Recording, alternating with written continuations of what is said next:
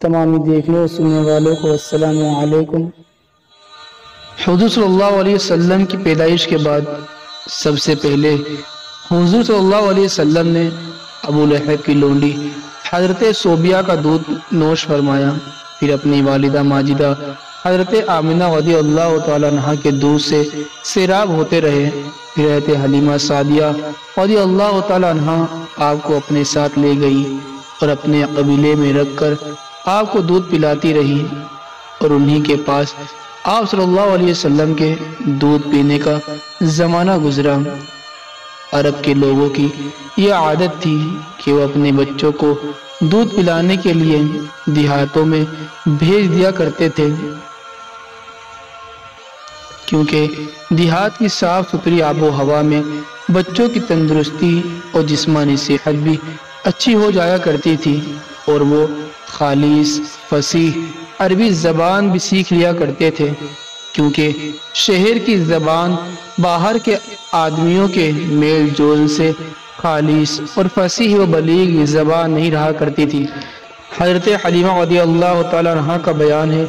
کہ بنی سعد کی عورتوں کے ہمراہ دودھ پینے والے بچوں کی تلاش میں مکے کو چلی۔ اس سال عرب میں بہت سخت کال پڑا ہوا تھا، میری گود میں ایک بچہ تھا، مگر فکر و فاقے کی وجہ سے میری چھاتیوں میں اتنا دودھ نہ تھا جو اس کو کافی ہو سکے۔ رات بھر بچہ بھوک سے تڑپتا اور روتا بلبلاتا رہتا تھا، اور ہم اس کی دل جوئی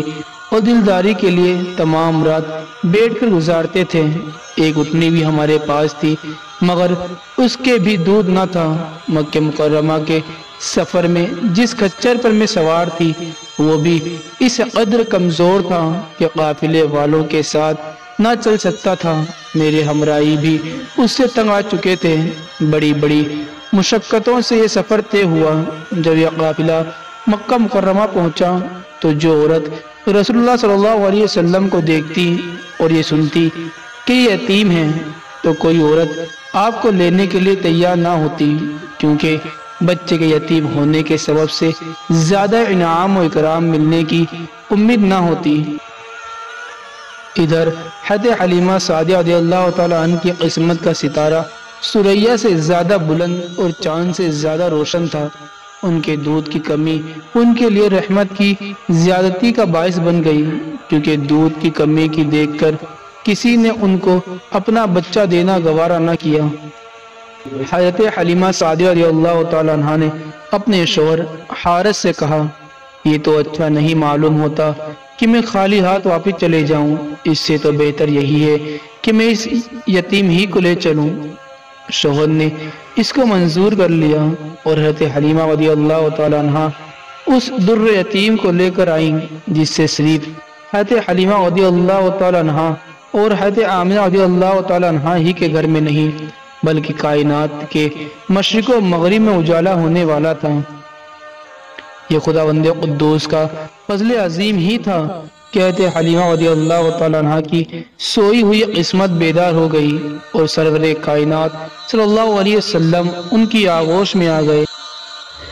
اپنے خیمے میں لا کر جب دودھ پلانے بیٹھی تو باران رحمت کی طرح برکات نبوت کا ظہور شروع ہو گیا۔ خدا کی شان دیکھیے کہ حضرت حلیمہ رضی اللہ تعالیٰ عنہ کے مبارک پستان میں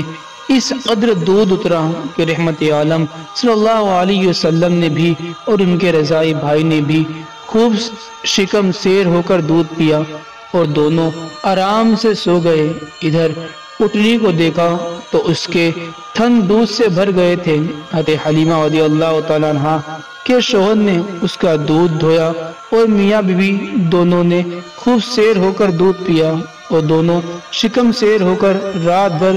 سکون و چین کی نیند سو گئے۔ حضرت حلیمہ رضی اللہ تعالیٰ عنہ کا شوہر حضور رحمت عالم صلی اللہ علیہ وسلم کی یہ برکات دیکھ کر حیران رہ گیا، اور کہنے لگا، حلیمہ تم بڑا ہی مبارک بچہ لائی ہو۔ حضرت حلیمہ رضی اللہ تعالیٰ عنہ نے کہا، واقعی مجھے بھی یہی امید ہے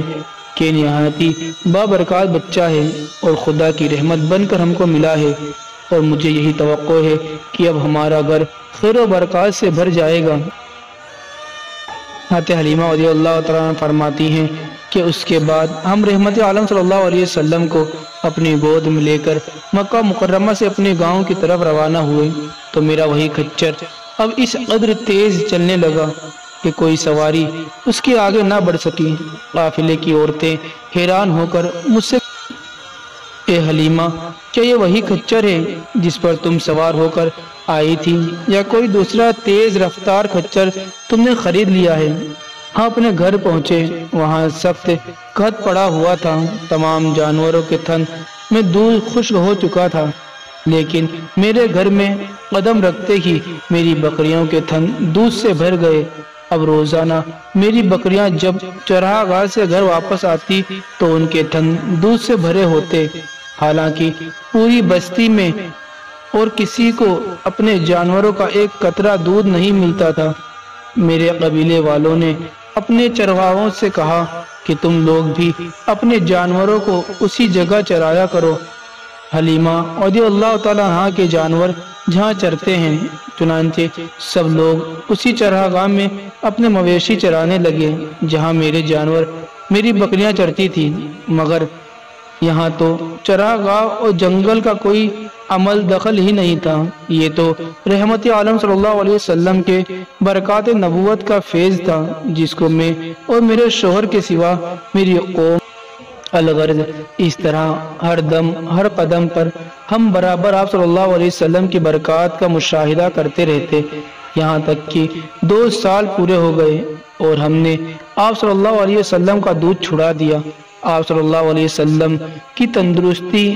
کا حال دوسرے بچوں سے اتنا اچھا تھا کہ 2 سال میں آپ صلی اللہ علیہ وسلم خوب اچھے بڑے معلوم ہونے لگے۔ اب ہم دستور کے مطابق رحمت عالم صلی اللہ علیہ وسلم کو ان کی والدہ کے پاس لے آئے۔ انہوں نے حسب توفیق ہم کو انعام و اکرام سے نوازا۔ قاعدے کے مطابق اب ہمیں رحمت عالم صلی اللہ علیہ وسلم کو اپنے پاس رکھنے کا کوئی حق نہیں تھا، مگر آپ صلی اللہ علیہ وسلم کی برکات نبوت کی وجہ سے ایک لمحے کے لیے بھی ہم آپ صلی اللہ علیہ وسلم کی جدائی گوارا نہیں کر سکتے تھے۔ عجیب اتفاق کہ اس سال مکہ معظمہ میں وبائی بیماری پھیلی ہوئی تھی، چنانچہ ہم نے اس وبائی بیماری کا بہانہ کر کے حضرت بی بی آمنہ رضی اللہ تعالیٰ عنہ کو رضامند کر لیا، اور پھر ہم رحمت عالم صلی اللہ علیہ وسلم کو واپس اپنے گھر لے آئے، اور پھر ہمارا مکان رحمتوں اور برکات کی کان بن گیا،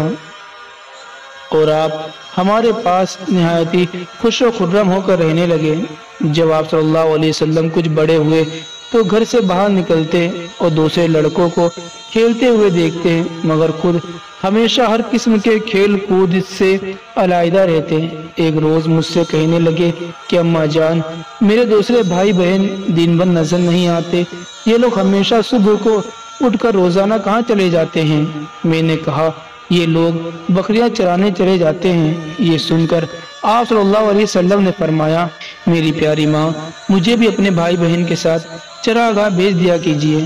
چنانچہ آپ صلی اللہ علیہ وسلم کے اصرار سے مجبور ہو کر آپ کو حضرت حلیمہ رضی اللہ تعالیٰ عنہ نے اپنے بچوں کے ساتھ چراگاہ جانے کی اجازت دے دی، اور آپ روزانہ جہاں حضرت حلیمہ رضی اللہ تعالیٰ عنہ کی بکریاں چرا کرتی تھی تشریف لے جاتے رہے، اور بکریاں چراگاہ میں لے جا کر ان کی دیکھ بھال کرنا جو تمام انبیاء اور رسولوں علیہ السلام کی سنت ہے، آپ نے اپنے عمل ہی سے بچپن ہی میں اپنی ایک خصلت نبوت کا اظہار فرما دیا۔ ناظرین، ہماری آج کی ویڈیو آپ کو کیسی لگی ہمیں کمنٹ میں اپنی رائے ضرور دیں، اور ویڈیو اچھی لگی ہو تو ویڈیو کو لائک کریں، نیچے ریڈ بٹن پر دبا کر چینل کو سبسکرائب ضرور کر لیں۔ انشاءاللہ تعالیٰ پھر ملیں گے ایک نئی ویڈیو کے ساتھ، تب تک کے لیے اللہ حافظ، فی امان اللہ۔